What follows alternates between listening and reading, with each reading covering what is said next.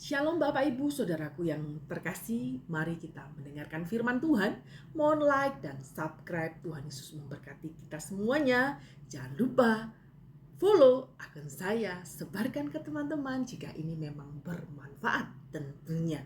Hari ini kita akan berbicara khusus tentang 3 sarana untuk mendapatkan pengampunan dosa. Ya, Bapak Ibu Saudaraku, kita baca saja dalam 1 Yohanes pasal 1 ayat 8 dan 9. Jika kita berkata bahwa kita tidak berdosa, maka kita menipu diri kita sendiri, kebenaran tidak ada di dalam kita. 9, jika kita mengaku dosa kita, maka Ia adalah setia dan adil sehingga Ia akan mengampuni dosa kita dan menyucikan kita dari segala kejahatan. Puji nama Tuhan. Bapak Ibu Saudaraku yang terkasih, kita semua adalah orang yang berdosa. Betul?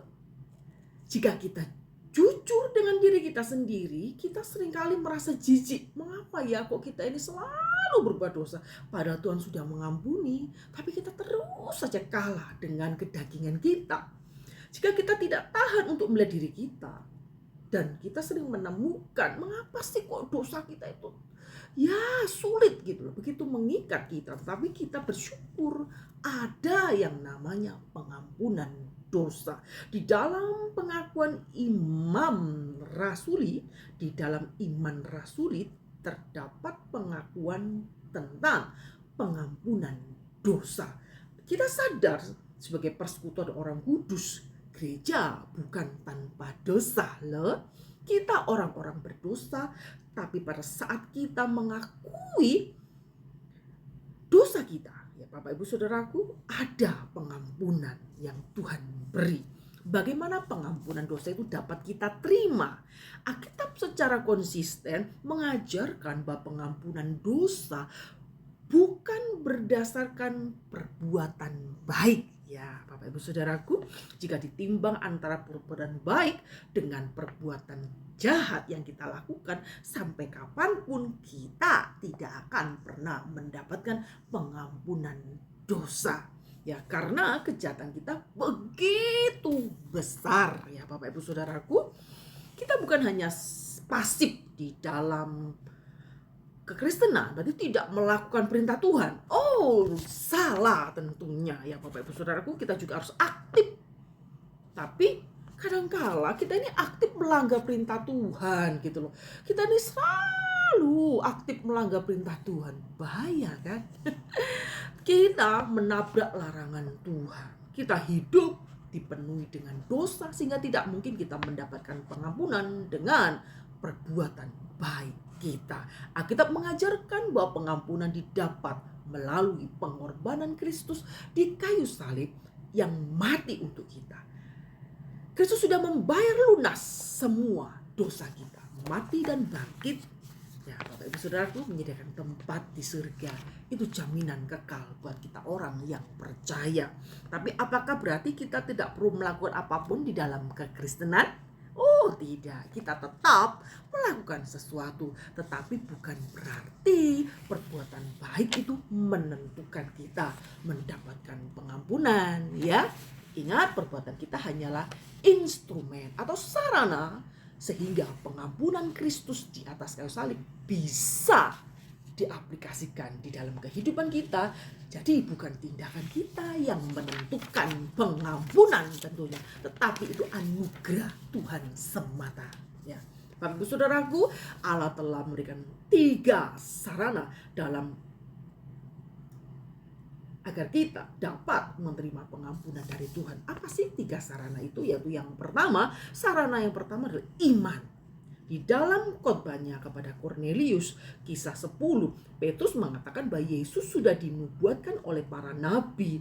Barang siapa yang percaya kepadanya akan mendapatkan pengampunan dosa. Barang siapa percaya kepada Kristus, maka orang itu akan mendapatkan pengampunan dosa. Jadi cara pertama untuk memperoleh pengampunan adalah dengan iman. Kita percaya bahwa Kristus mati di atas kayu salib untuk menebus dosa-dosa kita. Kita bukan hanya percaya Yesus mati di kayu salib saja. Orang-orang Yahudi, pasukan yang menyalibkan Yesus, para sejarawan kuno saat itu, ya, mereka juga tahu bahwa Yesus itu disalib. Jadi kalau ada orang bilang Yesus itu nggak disalib, ya berarti mereka tidak melek sejarah. Begitu ya Bapak Ibu Saudaraku. Tapi mereka tidak percaya maknanya bahwa Yesus disalib untuk menyalibkan dosa-dosa kita.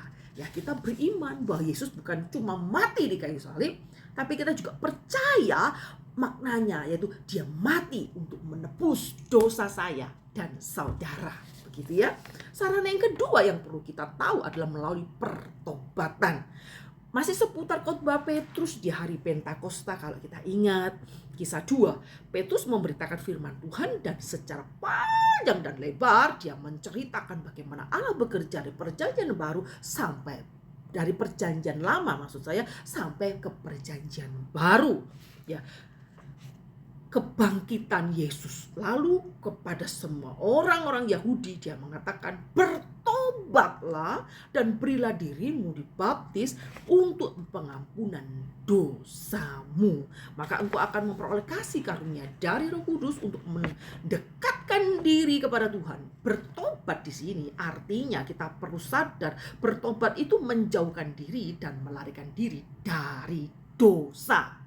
Ya, iman membuat kita menerima pengampunan. Ya, Bapak Ibu Saudaraku, pertobatan itu sisi lain dari iman, gitu ya. Juga merupakan sarana kita untuk memperoleh pengampunan. Sarana yang ketiga adalah pengakuan dosa yang sungguh-sungguh. Sarana yang ketiga adalah pengakuan dosa yang sungguh-sungguh. Kita tahu di dalam 1 Yohanes pasal 1 ayat 8 dan 9 yang sudah kita baca tadi, bahwa kita ini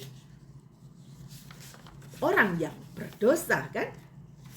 Kalau kita ngomong tidak berdosa, berarti kita ini menipu diri kita sendiri, ya kan? Tidak ada di dalam kita yang nggak berdosa. Semua orang berdosa. Jika kita mengakui dosa kita, maka Ia adalah setia dan adil, sehingga Ia akan mengampuni segala dosa kita dan menyucikan kita dari segala kejahatan. Kita perlu minta ampun kepada Tuhan dan mengakui semua kegagalan kita. Pada saat kita minta ampun kepada Tuhan, kita harus melakukannya dengan sungguh-sungguh dan kesadaran bahwa dosa kita telah diampuni dan jangan melanggar lagi. Jangan membuat Allah sedih.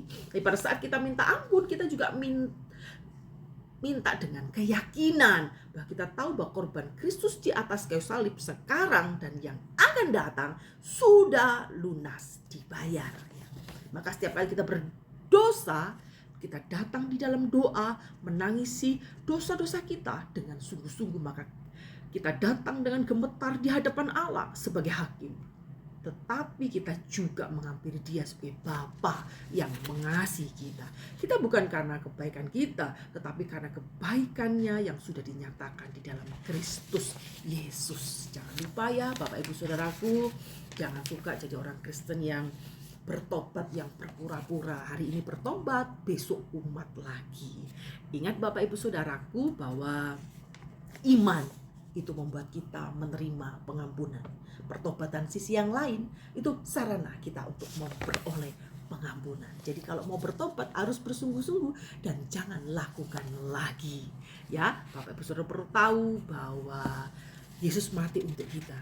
Jadi jangan membuat Tuhan sedih. Hari ini kau bertobat nangis-nangis di gereja, setelah itu pulang gereja balik ke kehidupan lama. Jadi bertobat itu harus dengan kesadaran diri, ya. Kita ini telah ditebus, maka kita harus aktif. Bukan aktif untuk melanggar perintah Tuhan, tapi aktif mentaati firman Tuhan. Ingat, perbuatan baik kita ini tidak bisa memberikan pengampunan, semua karena anugerah Tuhan. Maka anugerah itu kita terima dengan hati bersyukur. Kita tidak perlu merasa terintimidasi dengan iblis, karena manusia ini karena penuh kedagingan jatuh bangun di dalam dosa. Tapi kita harus punya prinsip hidup di dalam Tuhan. Jangan mau dikalahkan oleh tipu muslihat iblis, ya. Tetap berjaga-jaga, hidup takut akan Tuhan. Allah memberkati kita semua sampai kesudahan zaman. Jaga imanmu, jagalah hatimu untuk selalu berserah kepada Tuhan. Iman dan perbuatan harus berjalan seimbang. God bless you. Tuhan memberkati kita semuanya. Amin.